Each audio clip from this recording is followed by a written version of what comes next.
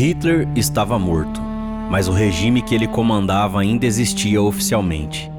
Enquanto os soviéticos procuravam seu cadáver debaixo dos escombros de Berlim, um novo homem já havia sido escolhido para comandar a Alemanha. Quem governou o Terceiro Reich depois de Adolf Hitler? E como aqueles últimos dias finalmente terminaram?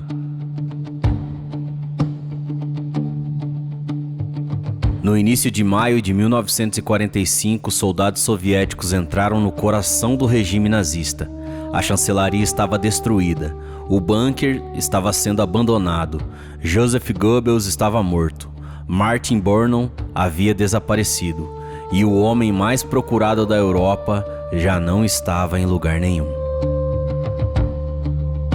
Não havia corpo intacto de Adolf Hitler. Não havia uma fotografia definitiva que pudesse ser apresentada ao mundo. Não havia uma cerimônia pública, o cadáver havia sido queimado. E esse detalhe deu origem a uma pergunta que continua sendo explorada por teorias até hoje. Hitler poderia ter escapado de Berlim? Para descobrir a resposta, os investigadores precisariam olhar para uma evidência aparentemente pequena. Uma evidência que o fogo não conseguiu destruir completamente. Os dentes de Adolf Hitler. E o que aconteceu com os corpos? Depois que Hitler e Eva Braun morreram, seus corpos foram levados para o jardim da chancelaria. Homens ligados ao círculo pessoal de Hitler participaram dos acontecimentos que se seguiram. Gasolina foi utilizada para incendiar os cadáveres. Mas realizar uma cremação completa ao ar livre em uma cidade sob bombardeio e com um recurso limitado era extremamente difícil. Restos permaneceram. Eles foram enterrados de maneira improvisada na área próxima ao bunker. Enquanto isso, dentro do complexo subterrâneo, as pessoas que ainda estavam vivas precisavam decidir o que fazer. Hitler havia deixado uma estrutura de sucessão.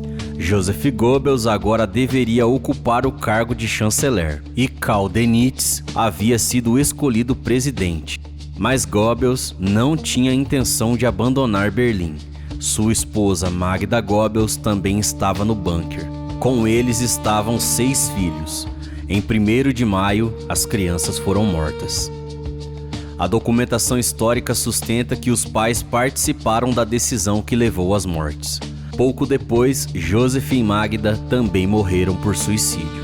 Seus corpos foram queimados parcialmente nas proximidades. O bunker agora estava praticamente sem liderança. Durante a noite de 1º para 2 de maio, grupos tentaram escapar.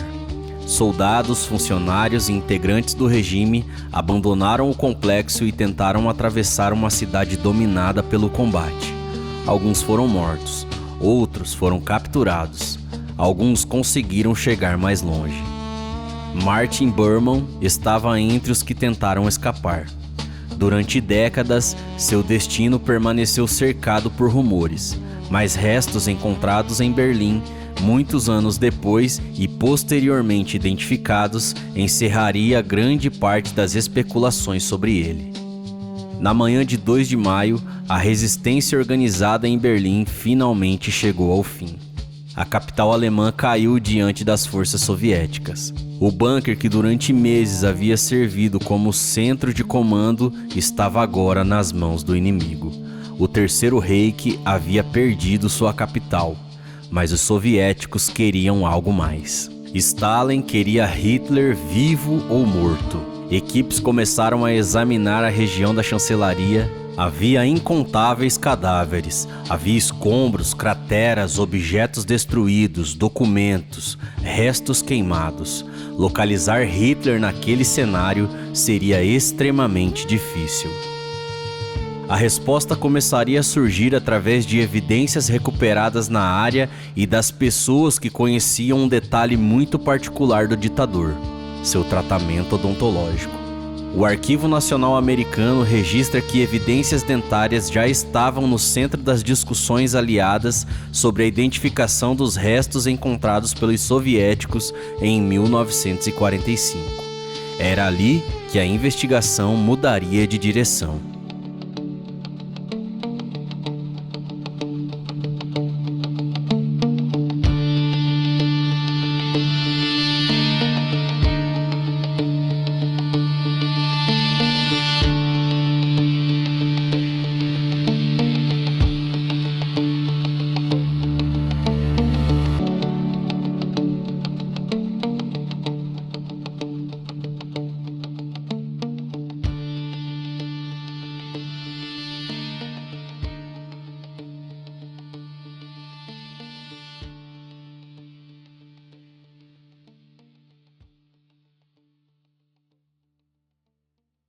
A prova que o fogo não destruiu.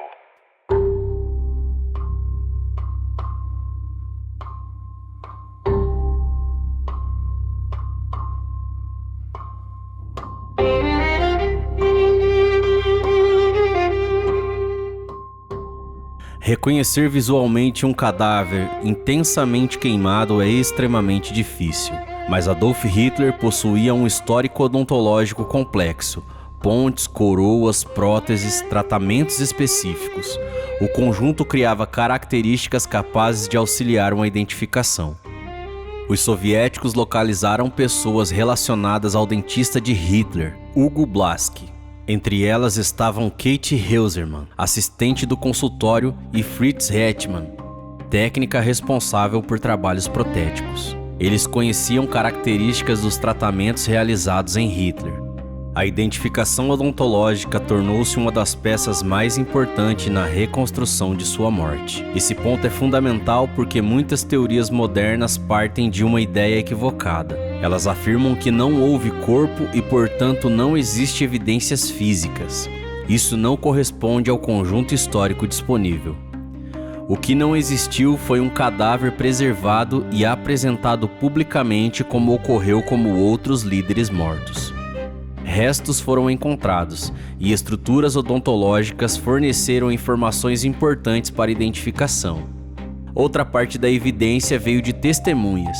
Diversas pessoas que estiveram dentro do bunker sobreviveram. Elas foram interrogadas separadamente. Os relatos não são absolutamente idênticos em todos os detalhes. Isso seria incomum depois de acontecimentos tão caóticos, mas convergem nos elementos centrais. Hitler permaneceu no bunker, morreu em 30 de abril, seu corpo foi retirado, foi levado ao jardim e seu corpo foi incendiado. Posteriormente, britânicos também investigaram o desaparecimento de Hitler. A reconstrução, conduzida a partir de testemunhos e documentos, chegou à mesma conclusão. Hitler havia morrido em Berlim.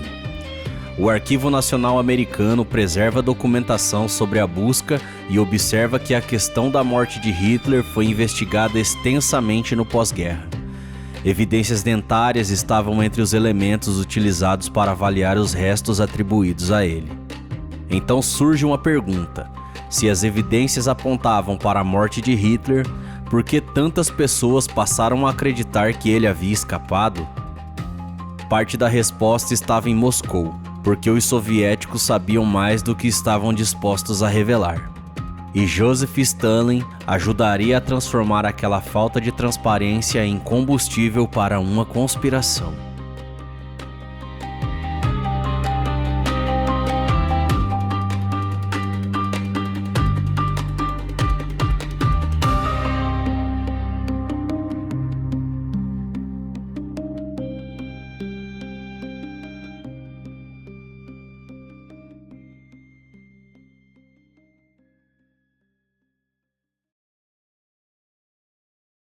Hitler fugiu? O nascimento das teorias.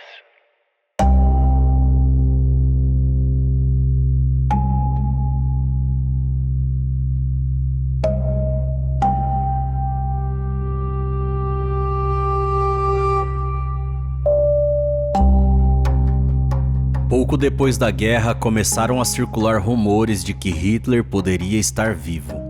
E havia razões que, para uma população sem acesso às investigações completas, tornavam aquela possibilidade aparentemente plausível. Não existia um funeral público, não havia um cadáver intacto. Os soviéticos controlavam grande parte da evidência física, e as declarações provenientes de Moscou eram contraditórias. Joseph Stalin alimentou a possibilidade de Hitler ter escapado. Isso confundiu até os próprios aliados. Documentos e investigações posteriores mostraram que autoridades ocidentais continuaram examinando relatos sobre possível aparições do ditador. Argentina, Espanha, América do Sul, bases secretas, submarinos, e ao longo da história surgiram incontáveis versões. Mas existe uma diferença fundamental entre o relatório da inteligência e uma confirmação. Serviços de inteligência registram informações para investigá-las. uma pessoa afirmar que viu Hitler não transforma automaticamente o relato em uma evidência confiável. O Arquivo Nacional preserva documentos mostrando justamente como os aliados continuaram avaliando rumores após a guerra, ao mesmo tempo em que as evidências dentárias já apontavam para a morte de Hitler. Existe ainda outro motivo pelo qual a teoria da fuga conseguiu sobreviver.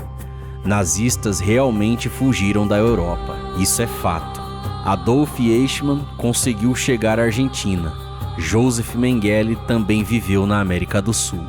Outros criminosos de guerra usaram redes clandestinas, documentos falsos e rotas internacionais para escapar.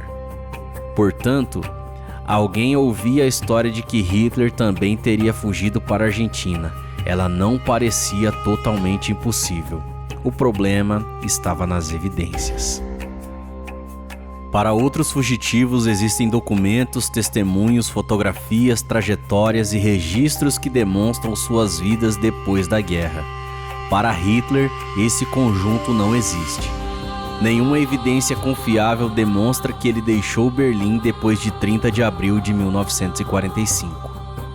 Com o passar das décadas, investigações históricas, testemunhos, documentos e evidências odontológicas reforçaram a mesma conclusão. Hitler morreu no bunker. É possível discutir detalhes específicos de seu suicídio. É possível discutir erros soviéticos. É possível discutir a procedência de determinados fragmentos atribuídos a ele. Mas essas discussões não equivalem à evidência de sobrevivência. O consenso histórico continua sendo claro. Adolf Hitler morreu em 30 de abril de 1945 em Berlim, enquanto forças soviéticas avançavam sobre o centro da cidade. Só que existe uma ironia. Enquanto gerações discutiriam se Hitler havia sobrevivido, naqueles primeiros dias de maio, a questão mais urgente era outra. A Alemanha ainda possuía exércitos armados. Ainda existia um governo. E o sucessor escolhido pelo próprio Hitler estava tentando decidir como aquela guerra terminaria.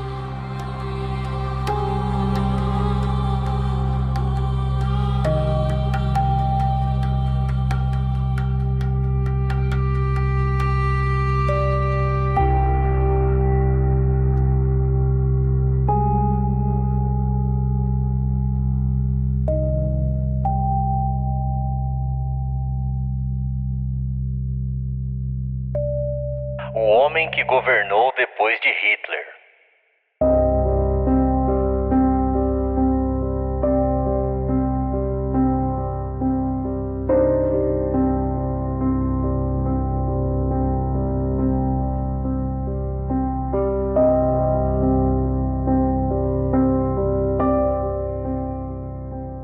Karl Dönitz não é tão lembrado quanto outras figuras do regime nazista, mas durante alguns dias tornou-se formalmente o homem no topo do que restava do Estado alemão. Hitler havia indicado Karl como presidente do Reich em seu testamento político. Karl era almirante e havia comandado a marinha alemã. Seu governo instalou-se no norte da Alemanha, na região de Flensburg. Por isso, aquele breve período ficou conhecido como Governo de Flensburg. Mas Karl herdou um país que praticamente já não existia como unidade política independente. Berlim estava perdida. As principais cidades estavam ocupadas ou destruídas. Exércitos inteiros estavam cercados. Milhões de refugiados atravessavam estradas. A derrota era inevitável. Dönitz não possuía um plano realista para vencer a guerra. Sua prioridade passou a ser outra. Ele queria prolongar determinados combates no leste, enquanto negociava rendições aos britânicos e americanos. A intenção era permitir que o maior número possível de soldados e civis alemães alcançasse áreas controladas pelos aliados ocidentais, em vez de ser capturado pelos soviéticos.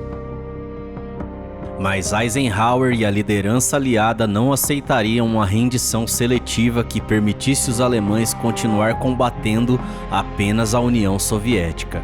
A exigência era capitulação incondicional. Finalmente, representantes alemães foram enviados para o quartel-general aliado em Reims, na França. Na madrugada de 7 de maio de 1945, o general Alfred Joll assinou o instrumento de rendição militar. A capitulação deveria entrar em vigor no dia seguinte. A documentação diplomática americana registra que o alto comando alemão rendeu-se incondicionalmente em Reims em 7 de maio e que a ratificação formal envolvendo todos os comandos aliados foi realizada em Berlim em 8 de maio. Para milhões de pessoas na Europa, a guerra finalmente estava terminando, mas Stalin queria outra cerimônia. A União Soviética havia suportado perdas humanas e materiais gigantescas, e o Exército Vermelho havia conquistado Berlim. Por isso, uma nova formalização de rendição aconteceu na capital alemã. Na noite de 8 para 9 de maio, o marechal de campo Will Keitel assinou o documento diante dos representantes aliados em Karl Schwarz. Por causa da diferença de horário, o fim da guerra é comemorado em datas diferentes. Em 8 de maio, tornou-se o dia da vitória na Europa e em grande parte do Ocidente. Na União Soviética e posteriormente na Rússia, a principal comemoração ficou associada a 9 de maio. Era o fim militar do Terceiro Reich. Hitler estava morto. Berlim havia caído. Os exércitos alemães haviam capitulado.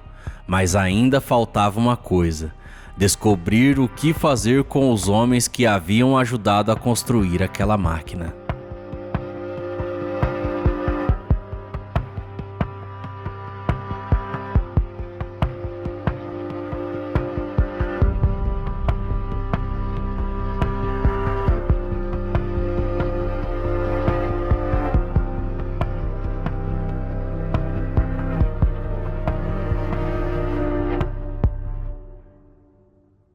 O regime acaba, mas seus crimes permanecem.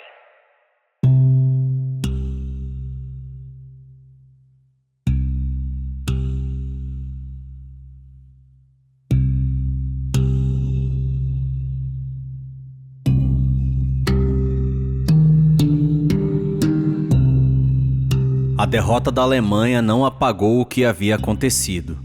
À medida que os exércitos aliados avançavam, campos de concentração eram libertados. Soldados encontravam sobreviventes em condições extremas.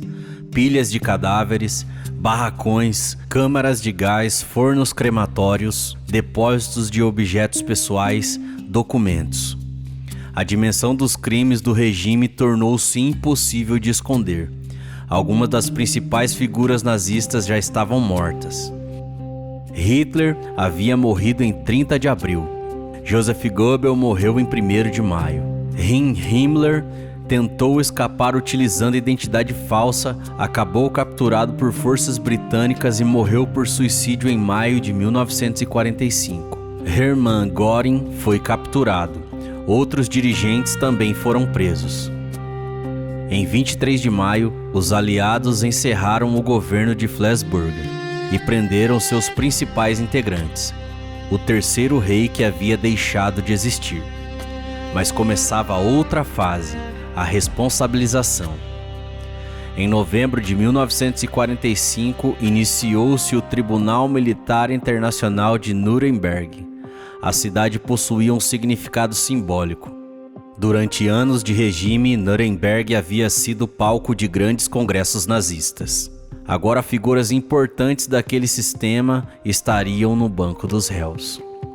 Os promotores acusaram 24 dirigentes, 22 efetivamente chegaram a ser julgados pelo Tribunal Internacional. As acusações incluiriam conspirações, crimes contra a paz, crimes de guerra e crimes contra a humanidade. Hitler não estava ali, Goebbels não estava ali, Himmler também não estava ali. Todos haviam morrido, mas Hermann Göring estava, Joachim Ribbentrop estava, Keitel estava, Alfred Joll estava. Outros representantes da estrutura política e militar e administrativa do regime também enfrentaram os juízes. Documentos produzidos pelos próprios nazistas tornaram-se provas. Ordens, relatórios, correspondências, registros de deportações, filmes e fotografias. O regime havia documentado grande parte da própria máquina burocrática. Em outubro de 1946 foram anunciados veredictos. 12 réus receberam sentença de morte. Embora Göring tenha morrido antes da execução, outros receberam pena de prisão e 3 foram absolvidos. Nuremberg não julgou todos os responsáveis. Milhares de perpetradores jamais seriam responsabilizados. Mas aqueles julgamentos estabeleceram um princípio poderoso. Ordens estatais não poderiam servir automaticamente como justificativa para crimes de guerra e crimes contra a humanidade. E existe algo ainda mais importante quando se observa o final dessa história.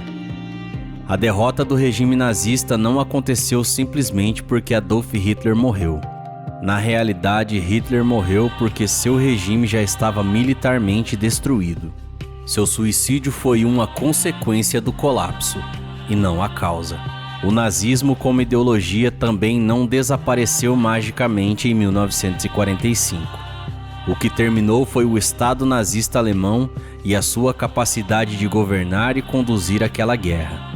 E talvez essa diferença seja uma das maiores lições daqueles últimos dias. Porque regimes autoritários frequentemente constroem a imagem de que tudo depende de um único líder, mas nenhuma ditadura dessa dimensão funciona através de apenas um homem.